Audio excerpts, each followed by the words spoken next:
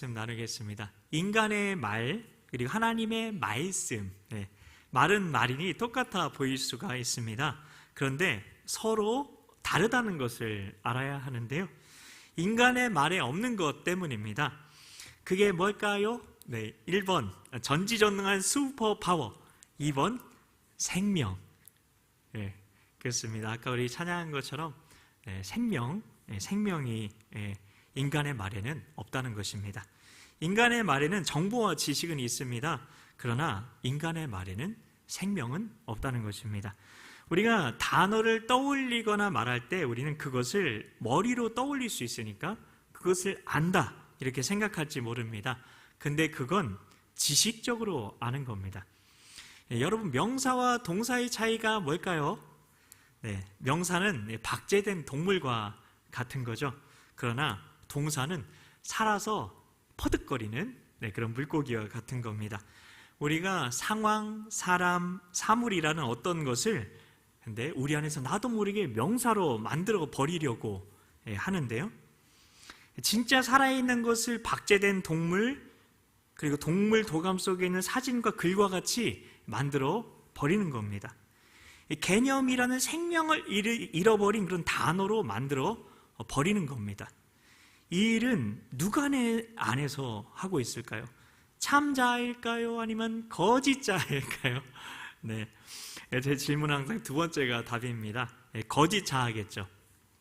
그래서 우리는 거짓자가 어떤 상황에 대해서, 사람에 대해서, 사물에 대해서 우리 머릿속에 심어버린 단어 있잖아요. 단어. 어떻게 보면 명명하는 거랑 똑같은데요.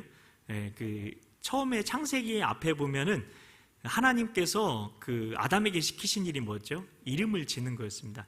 명사를 만드는 거였는데요, 단어를 만드는 거였는데 그것을 우리가 지금도 계속 하고 있다는 겁니다. 우리 안에서. 그래서 우리 머릿속에 심어버린 그 단어를 통해서 우리는 현실을 보게 된다는 겁니다. 그 단어 안에 개념이 있죠. 그래서 단어를 통해 우리가 무언가를 본다는 것은 우리가 어떤 나름의 자기간에 만든 그 틀 안에서 세상을 바라보게 된다는 것입니다. 단어는 브로마이드 속에 있는 연예인이라고 할 수 있을 것 같습니다. 자, 그럼 생명은 어떤 걸까요?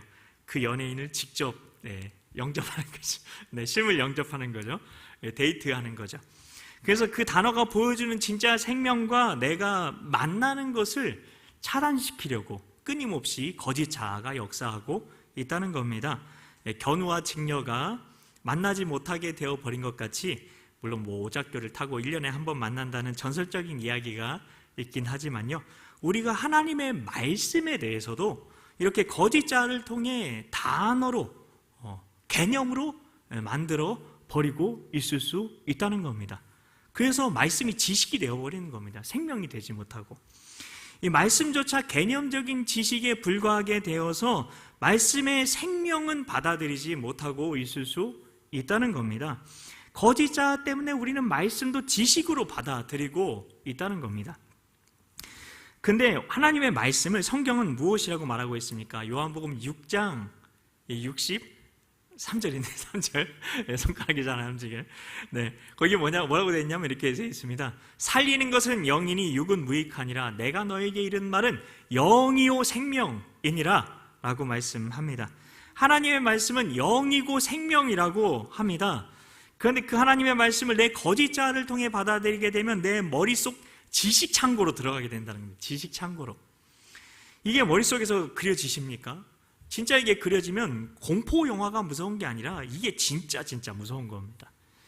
진리를 세상 정보와 똑같이 정보로 만들어버리는 겁니다. 정보로, 단어로 딱 만들어가지고 딱딱 공장에서 찍어내듯이 만들어서 생명력은 쏙 빼고, 기계에서 이렇게 기계가 가동이 된다고 생각해 보세요. 하나님 말씀이 들어왔는데 그 공장이 계속 가동하는, 거짓자의 공장이 가동하면서 거기 그 말씀에서 생명은 쭉 이렇게 기계가 와서 빼고 그 단어를 뇌에 흡수시켜 버리는 거죠. 그러면 절대로 그 말씀이 영으로 못 갑니다. 그러면 우리는 어떻게 말씀을 받아들여야 할까? 단도직입적으로. 저는 단도직입적인 걸 참 좋아합니다. 자, 문제가 되는 게 두 가지잖아요. 첫 번째는 계속 얘기하는 거짓자하고, 두 번째는 거짓자가 하나님의 말씀을 지식으로 만들어 버리는 거, 단어로 이렇게 만들어버리는 거, 그거인데요. 그래서 말씀을 있는 그대로 생명으로 받아들이려면 거짓자를 통해 말씀을 받아들이면 된다? 안 된다? 네, 안 되는 겁니다. 자, 새끼손가락 고리 걸고 꼭꼭 약속해 주실 거죠? 자, 말씀을 생명으로 우리가 받아들일 수 있도록 이 일을 해주시는 분이 있습니다. 누구일까요? 성령이 오셨네. 오직 하나님이 성령으로 이것을 우리에게 보이셨으니 성령은 모든 것 곧 하나님의 깊은 것까지도 통달하시느니라. 고린도전서 2장 10절 말씀인데요. 그래서 거짓자를 통해 말씀을 받아들이는 방법이 아니라 하나님의 자녀는 어떤 방법으로 말씀을 받아들일까요? 1번, 뭔 딴 방법이 이슈, 그냥 머리로 받아들이는 거죠. 자, 2번, 성령님이 말씀을 깨닫게 해주심으로 받아들인다. 그렇습니다. 이건 내가 말씀을 이해하는 게 아닙니다. 내가 말씀을 이해하는 게 아니에요. 내가 말씀을 받아들이는 건 내가 단어들로 만들어 놓은 핀볼 게임을 하는 것과 똑같은, 핀볼 게임이 뭔지 아시죠?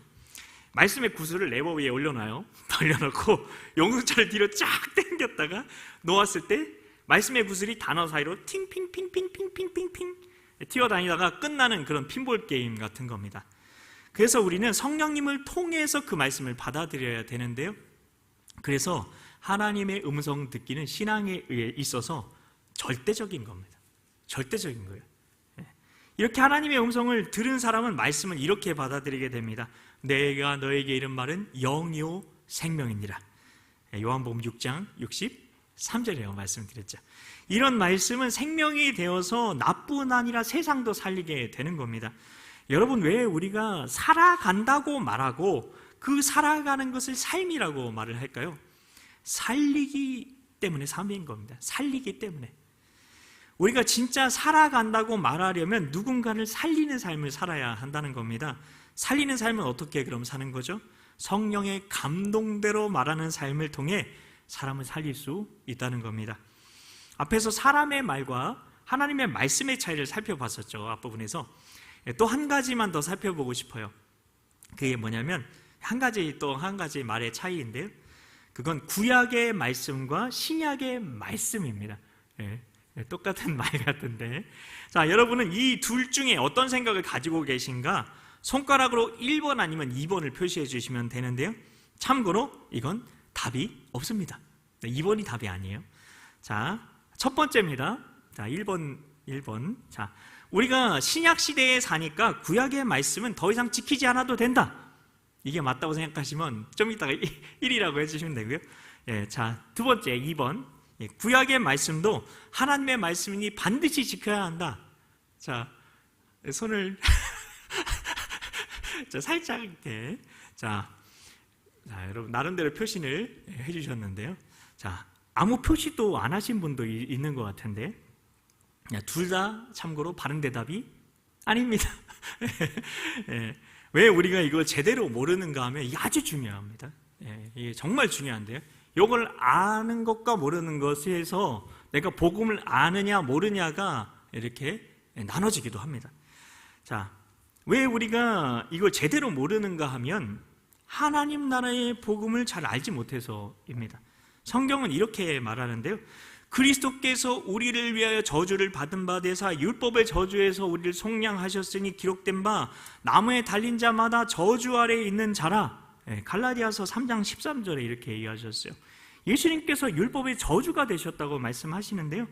이건 율법이 저주스러운 거여서 율법을 팍팍 찢어 없애버리기 위해서 하신 말씀일까요? 하나님이 만드신 것이 없어져야 할 만큼 악한 것이 있을까요? 아니겠죠. 하나님이 만든 것은 어떤 것도 악한 게 없어요. 모든 게 다 선합니다. 다 좋은 거예요. 예수님께서 율법의 저주가 되신 이유를 알려면 이 말씀을 꼭 알아야 되는데요. 네, 알겠죠? 자, 이게 어떤 말씀이냐면 이거예요. 이제는 율법 외에 하나님의 한 의가 나타났으니 율법과 선지자들에게 증거를 받은 것이라. 요한복음 3장 21절인데요. 율법 외에 한 의다. 이 말이 아주 중요합니다. 이제 율법을 내가 지켜서 하나님의 보좌 앞으로 나아가는 게 아니라 이 찬양, 주의 보좌로 나아갈 때에 어떻게 나가야 할까, 나를 구원한 땡땡땡땡땡 그것을 믿으며 가네 라고 우리가 찬양하지 않습니까? 바로 우리가 나의 굳센 믿음이 아니라 주의 십자가, 우리가 그것을 믿으며 나아가네, 우리가 찬양하는 하나님의 자녀가 되었다는 겁니다. 이제 율법을 내가 지켜서 하나님의 임재 가운데 들어가는 것이 아니라 새롭고 산 길을 보여주셨다는 것입니다. 열어주셨다는 겁니다. 이게 바로 새 언약인 겁니다. 여러분, 새 언약이란 말, 요게 참 묘해요. 여기저기서 참 많이 쓰거든요. 참 이단들이 참 많이 쓰는 말인데요. 저는 이게 조직신학이랑 그리고 하여튼 성경 쪽에, 복음 쪽에 굉장히 관심이 많아서 그런 쪽의 책을 많이 봤는데, 자, 새 언약이라는 말을 신천지에서는 뭐라고 부를까요? 구글 폭풍 검색해 보십시오. 거기 보면 새 언약 신천지 그러면서 새 언약은 요한계시록이다 이렇게 얘기를 합니다. 근데 새 언약이 그건가요? 아닙니다. 예레미야 31장 31절부터 33절 말씀에 나오는데요. 여호와의 말씀이니라, 보라 날이 이르리니 내가 이스라엘 집과 유다 집에 새 언약을 맺으리라. 새 언약을 맺은다 하는 거죠. 자, 이 언약이 뭔지가 설명이 나오는데, 이 언약은 내가 그들의 조상들의 손을 잡고 애굽 땅에서 인도하여 내던 날에 맺은 것과 같지 아니할 것은 내가 그들의 남편이 되었어도 그들이 내 언약을 깨뜨리렸음이니라. 여호와의 말씀이니라. 그러나 그날 후에 내가 이스라엘 집과 맺을 언약은 이러하니, 이게 새 언약이라는 거예요. 그게 뭐냐면 곧 내가 나의 법을 그들의 속에 두며 그들의 마음에 기록하여 나는 그들의 하나님이 되고 그들은 내 백성이 될 것이라. 여호와의 말씀이니라. 아멘. 이게 무슨 말씀입니까? 새 언약은 성령께서 우리 심령에 오셔서 우리의 신비에, 우리 마음의 비를 그 신의 산에서는 돌비에다가 거기다 새겼잖아요. 그게 아니라 우리 마음의 비에 하나님의 율법을 기록하시는 그 언약의 역사를 얘기하는 겁니다. 요한계시록이 새 언약이 아닙니다. 32절에 그 새 언약이 왜 필요했는지에 대해서 나오고 있는데요. 내가 그들의 남편이 되었는데도 신부였던 하나님의 백성들이 언약을 깨뜨려 버렸다는 겁니다. 율법을 내가 지켜서 절대로 의롭게 될 수 없다는 겁니다. 이게 복음의 전제이자 복음의 핵심입니다. 의롭게 된다는 게 뭘까요? 여러분, 의롭게 되는 게 뭐죠? 1번, 내 성품이 정의로운 사람이 된다. 2번, 최후 심판에서 내가 분명히 죄인인데, 분명히 죄인인데 무죄 선고를 받는다. 이게 중요합니다. 이게 중요해요. 내가 아이폰 16 프로를 훔쳤어요. 요즘에 아이폰 16이 나왔는데, 그래놓고 봉사활동을 엄청 많이 해요. 좋은 일, 누구라도 인정할 만큼. 그러면 그 사람은 아이폰을 훔치지 않은 사람이 되는 겁니까? 되는 겁니까? 아니죠. 죄인은 죄값을 치러야 합니다. 훔친 건 훔친 거죠. 그리고 그 죄값을 치른다고 해서 무죄가 됩니까? 죄값을 치러도 빨간 줄이 남는 거죠. 범죄 기록이 남습니다. 우리가 죄인이기 때문에 절대로 우리가 착한 일을 한다고 우리가 죄를 안 지은 것처럼 덮어쓰기가 안 되는 건 이 세상도 마찬가지인데, 우리는 마치 그게 되는 것처럼 생각하면서 신앙생활을 하고 있을 수 있다는 겁니다. 이게 자기의고, 자기의로 신앙생활을 하는 사람은 복음이 무엇인지 전혀 모르는 겁니다. 전혀 모르는 겁니다. 자기의에 빠진 사람은 그래서 비판의식과 정죄의식, 다른 사람과 나를 끊임없이 비교하고 그 사람 어떻게 해서든지 영적으로 가스라이팅 하려고 하고 조종하려고 하죠. 자기가 잘난 거예요. 교만한 거죠. 근데 자기 의의 길이 아니라 복음의 의의 길로 가는 사람은 절대 그 길로 갈 수 없어요. 교만이 패망의 선봉임을 알거든요. 더 겸손의 길로 갈 수밖에 없고, 우리가 아까 찬양으로 고백한 것처럼 나는 아무것도 아닙니다 고백할 수밖에 없고, 하나님의 임재 앞에서 정말 나 같은 죄인 살리신 그 은혜를 끊임없이 찬양할 수밖에 없는 겁니다. 그래서 하나님께서 주신 언약을 뭐라고 한다고요? New Covenant, 새 언약. 그래서 신약이라고 하는 거죠. 새 언약을 쉽게 말하면요, 새로 나온 양만 좋아한다는데요. 자, 아까 말씀드린 것처럼 새 언약을 바로 신약이라고 한다는 겁니다. 그러면 새 언약의 반대는 뭘까요? 새 언약의 반대는 뭘까요? 구약. 새 언약이 신약이면 새 언약의 반대는 구약인 겁니다. 구약은 내 행위를 이야기해요. 행위. 네가 순종하면 복받고 불순종하면 저주받고. 그래서 실패한 거죠. 왜냐하면 그 초점이 나잖아요. 너잖아요. 나는 죄인이라 절대 안 되는 겁니다. 그래서 신약이 필요했던 겁니다. 성령이 오셔야만 하는 거예요. 이게 바로 로마서에서 계속해서 말하고 있는 율법 외에 한 의인 겁니다. 그 의의 성취가 바로 우리 안에 이루어진 하나님 나라, 성령님께서 우리 안에 오시는 걸 얘기하는 거죠. 주의 보좌로 나아갈 때에 어떻게 나가야 할까? 그렇게 찬양하듯 물어보면 여러분은 뭐라고 노래하시겠습니까? 여러분 오늘 은혜 받고 싶으셔서 이 자리에 오셨죠? 아니, 주님 만나고 싶으셔서 이 자리에 오셨죠? 나는 이 자리에 나와서도 은혜 같은 거 받고 싶지 않아요. 말씀하실 분 계십니까? 은혜 안 받고 싶은 분은 코를 한번 벌름거려 보십시오. 제가 머리에서 근데 갑자기 눈이 침침해지는 것 같아요. 제가 시력 1.5인데 안 보여요. 갑자기. 다 아무도 없으신 것 같으니까 다 은혜 받고 싶은 걸로 알겠습니다. 그럼 어떻게 하나님의 은혜를 받고 돌아가시겠습니까?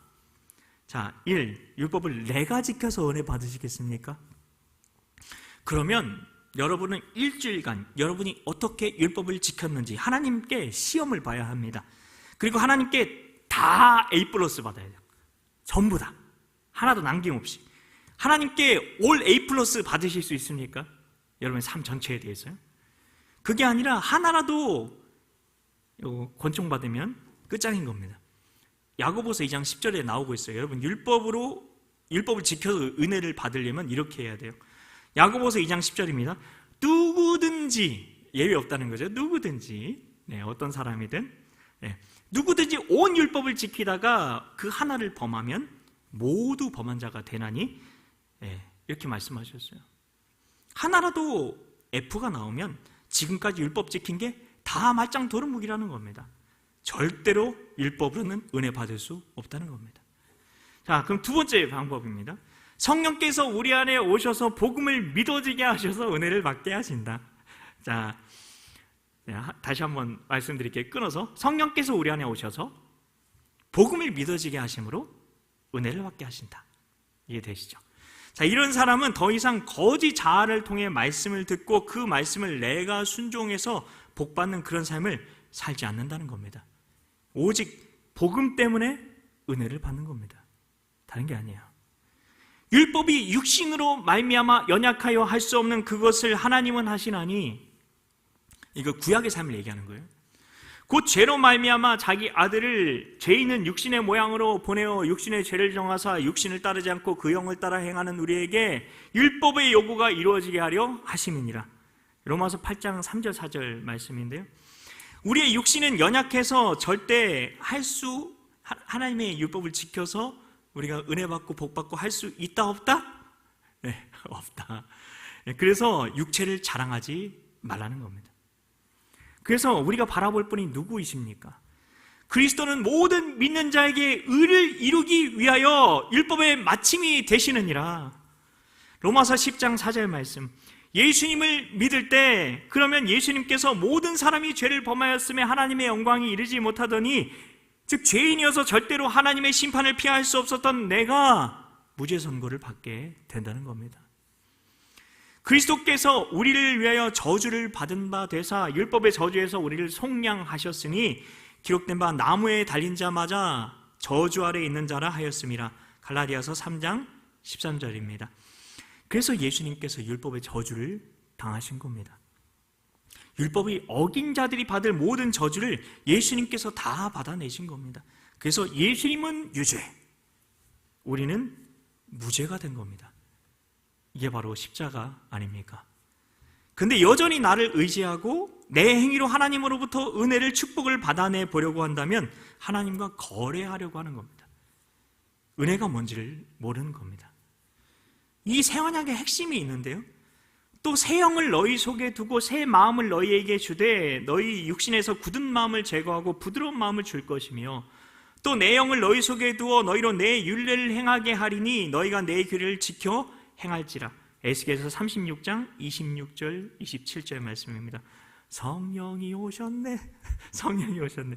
성령님께서 우리 안에 임하시는 것, 이게 바로 새 언약이 이루어지는 겁니다.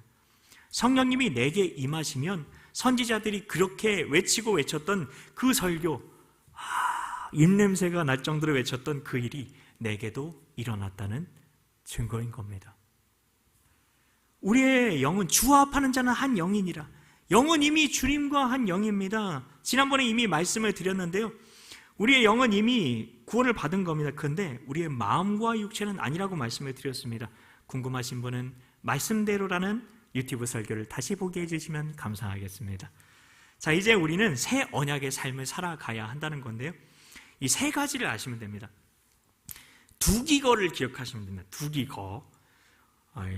이제 성경 좀 잘 아시는 분은 두기고라는 이름을 아실 겁니다. 자, 이 두기고라는 사람은 바울이 죽기 전까지 바울의 곁을 지켰던 든든한 동역자였는데, 두기고가 아니라 두기거인데요. 자, 그러면 두기거 중에 첫 번째로 두입니다.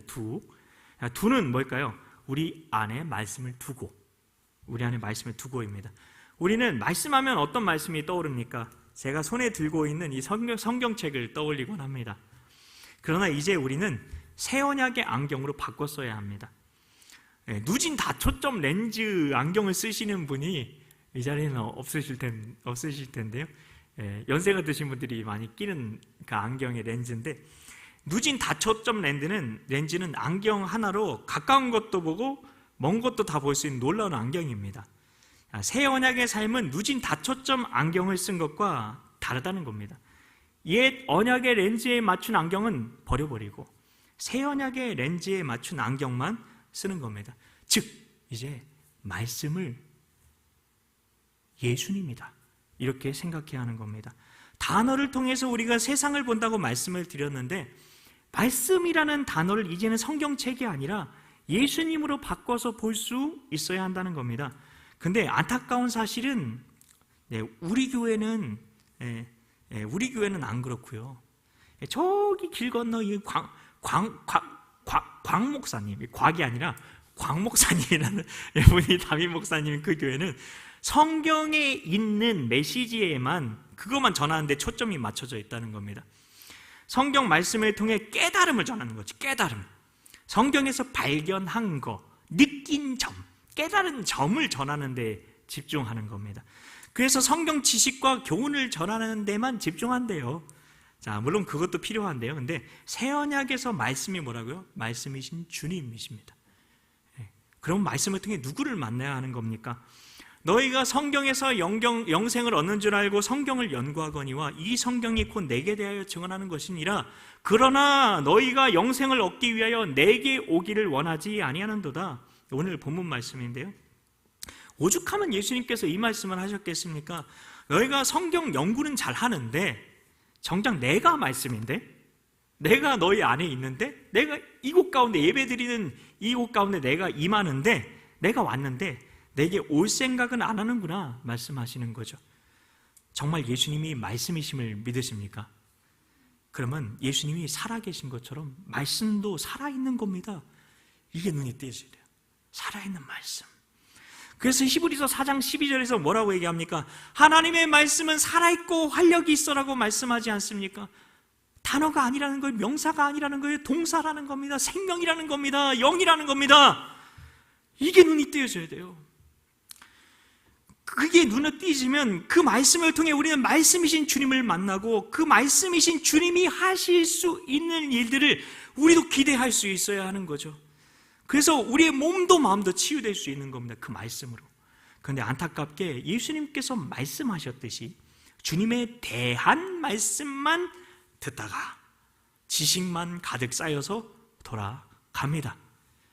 주님에 대한 지식과 정보만 듣다가 갑니다. 그러니까 내 삶과 아무 연관 지을 수가 없죠. 주님께서 말씀이시라면 우리는 이 시간 우리를 실제로 찾아오신 사랑의 주님을 만나고 돌아가야 하는 겁니다. 성령님을 통해 예수님께서 내 안에 함께 하신다는 믿음을 갖고 그분을 만나는 게 바로 말씀을 내 안에 두고입니다. 자, 두는 살펴봤습니다. 두기거. 자, 두 번째로 두기거 중에 기는 기록하여입니다. 기록하여. 자, 일단 예수님을 말씀으로 생각하며 그분께로 나아가야 된다. 그분이 살아계신데 그분의 살아계심을, 말씀의 그 살아있음을 우리가 바라봐야 된다. 그거를 했는데요. 자, 두 번째는 기록하여예요. 기록하여. 우리는 현실을 바꾸고 싶어 하죠. 현실이 바뀌었으면 좋겠다. 현실이, 그건 현실이 문제라고 생각하기 때문입니다. 그래서 우리는 그래서 말씀이 필요하다고 생각하기도 하는데요. 그래서 말씀을 많이 읽고 그 말씀 붙들고 기도하면 하나님이 현실을 바꿔주신다고 그렇게 생각을 하는 겁니다.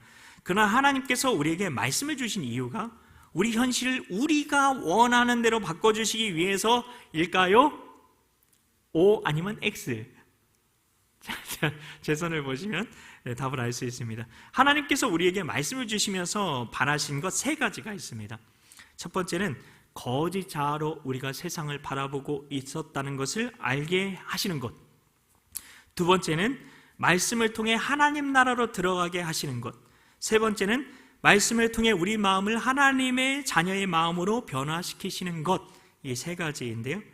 이 일을 위해서 우리가 해야 될 게 있는데 그게 바로 기록하여입니다. 기록하여. 주의 말씀대로 이루어진 것을 우리 마음에 심는 게 바로 이건데요. 스스로 속이지 말라. 하나님은 업신여김을 받지 아니하시나니 사람이 무엇으로 심든지 그대로 거두리라. 갈라디아서 6장 7절 말씀인데요. 뜻이 하늘에서 이루어진 것 같이 땅에서도 이루어지이다. 수련회 때 주기도문에 대해서 잠깐 설교했는데 그게 바로 이겁니다. 새 언약을 우리가 이루는 삶을 살아야 된다. 앞에서 말씀해 드렸는데요. 새 언약은 하나님의 영이 우리 안에 임하고, 여기까지는 했잖아요. 하나님의 영이 임했으면 내가 너에게 이르는 말이 영요 생명이라. 영요 생명이신 하나님의 말씀이 우리의 마음에 기록되어져야 하는 건데요. 자, 그러나 그날 후에 내가 이스라엘 집과 맺을 언약은 이러하니 곧 내가 나의 법을 그들 속에 두며 그들의 마음에 기록하여 나는 그들의 하나님이 되고 그들은 내 백성이 될 것이라. 여호와의 말씀이니라. 예레미야 31장 33절 말씀인데, 성령님 덕분에 우리 마음에 하나님의 말씀이 기록된다는 것입니다. 기록된다는 말은 누가 기록한다는 걸까요?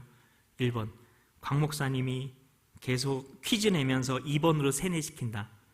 2번, 성령님께서 믿어지게 하신다. 그렇습니다. 도저히 믿어보려고 해도 안 되는 말씀이 내 안에 믿어지는 겁니다.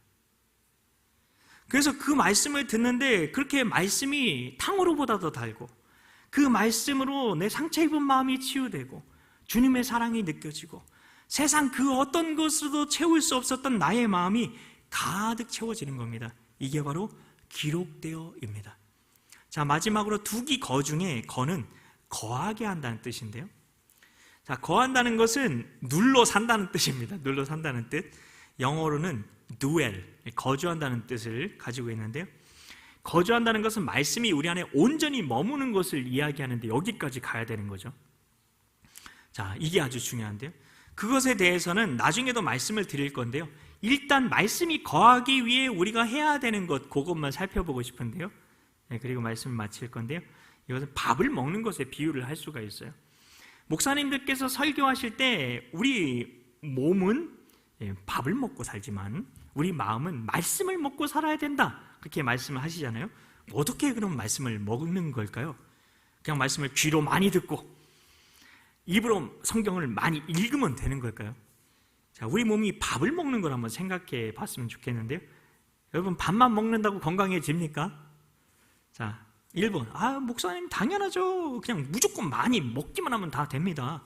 먹고 죽은 고스트가 때깔도 좋다던데요. 자, 2번, 먹은 밥이 몸에 잘 소화되고 잘 흡수되어야 한다. 그렇습니다. 몸뿐 아니라 말씀도 제대로, 밥뿐 아니라 말씀도 제대로 소화되고 흡수되어야 하는 거죠. 그런데 자, 말씀을 먹어도 소화되고 흡수되지 못해서 머리에만 남아있는 그런 성도님들도 계시다는 겁니다. 아래로 내려가라고 머리를 아무리 흔들어도 소용이 없다더라고요. 그렇게 되면 어떻게 될까요? 우리 마음이 말씀을 말해야 되는데 거짓자로 경험한 생각과 감정과 판단을 뱉어내는 거죠. 더러워. 네, 더러운 것들만 입에서 나오는 겁니다. 물론 예수님에 대한 지식을 넣어두었으니까 예수님에 대한 것만 말할 수밖에 없는 거죠. 그러면 굉장히 교만하게 되는 겁니다. 그러니 심은 대로 거둔다는데 왜 하나님의 말씀을 제가 그렇게 묵상하고 열심히 말씀대로 기도하고 열심히 제자훈련도 참석하는데 왜 제 현실이 바뀌지 않습니까? 이런 것 때문에 힘들어하는 분들이 있어요. 그건 말씀이신 주님을 성령의 감동 가운데 나타내야 되는데 거짓자가 시키는 대로 습관대로 말하고 살면서 하나님의 뜻이 아니라 마귀의 뜻을 이루며 사는데 그걸 모르는 겁니다. 그런데 그러면 어떻게 해야 말씀을 먹고 소화시켜서 내 마음과 육신에 흡수시킬 수 있을까요? 이게 마지막 핵심인데요. 말씀을 말함으로 가능합니다. 좀 이해가 안 될 수 있는데요. 여러분, 밥을 소화시키려면 어디가 운동을 해야 됩니까? 위장이 운동을 해야겠죠. 이처럼 말씀을 소화시키려면 말씀을 말해야 한다는 겁니다. 그러면 말씀이 마음에 흡수가 되는데요. 그런 말씀이 목사님 어디 있습니까? 물어보실 수 있는데 시편 1편 2절에 있습니다. 자, 제가 읽어드릴게요. 오직 여호와의 율법을 즐거워하여 그의 율법을 주야로 묵상하는도다. 묵상하는도다. 이 묵상한다는 말이 뭐냐면 소가 되새김질을 해서 소화시킨다는 뜻인데 소화시킨다는 거잖아요. 어떻게 그럼 소화시키냐? 묵상함으로 소화시킨다는데 이 방법을 히브리어로 봐야 되는데 뭐냐면 히브리 말 하가를 아셔야 돼요. 하가. 이게 뭘까요? 입으로 말씀을 암송하여 선포하는 겁니다. 여러분 말씀 암송 해보셨죠? 말씀을 암송할 때 이해하면서 암송합니까? 아니면 내 머리랑 상관없이 입으로 암송합니까? 그렇습니다. 여러분 말씀을 암송할 때 제가 저희 아이들과 저희 아내도 하고 있는데 여러분 규장 출판사 아시잖아요. 그 암송 학교가 있어요. 거기에서 암송을 계속해서 해오고 있는데 거기서 이야기하는 그 암송의 경지가 있는데 그게 뭐냐면 주기도문 수준으로 암송하는 겁니다. 여러분 주기도문 수준으로 암송하면 어떻게 되는지 아십니까? 머리랑 입이 따로 놉니다. 그러니까 입이 말씀을 기억해요. 그래서 복 있는 사람은 악인들의 길을 따르지 않으며 죄인들에게 서지 않으며 오만한 자들의 자리에 앉지 않냐 오직 여호와의 법을 즐거워하여 그의 율법을 주야로 묵상하는도다. 이렇게 되는 겁니다. 근데 이게 너무나 신기한 게요. 이렇게 말씀을 암송하면 시편 1편 말씀이 귀에 들려오잖아요. 그러면 말씀이 머리에서 들려오는 게 아니라 가슴에서 들려오는 거 아십니까? 진짜 한번 해보셨으면 좋겠어요. 그래서 나중에 여러분 진짜 말씀 암송까지 여러분 같이 했으면 너무나 좋겠는데 암송은 머리의 말씀을 기억하는 게 아닙니다. 그걸 아셔야 돼요. 말씀을 입으로 선포하는 거예요. 이걸 꼭 아셔야 됩니다. 그럴 때 말씀이 마음에 흡수가 되게 됩니다. 이제는 말씀을 먹는 데서 끝나는 게 아니라 말씀을 암송하여 선포함으로 마음에 소화시켜야 합니다. 이스라엘 백성들이 그 하나님께서 이스라엘 백성에게 주신 자녀 교육의 방법은 하가뿐이었어요. 그걸 아셔야 됩니다. 그래서 유대인들은 지금도 암송만 시켜요. 그걸 우리가 알아야 됩니다. 다른 제자훈련, 교재 그런 거 아무것도 없어요.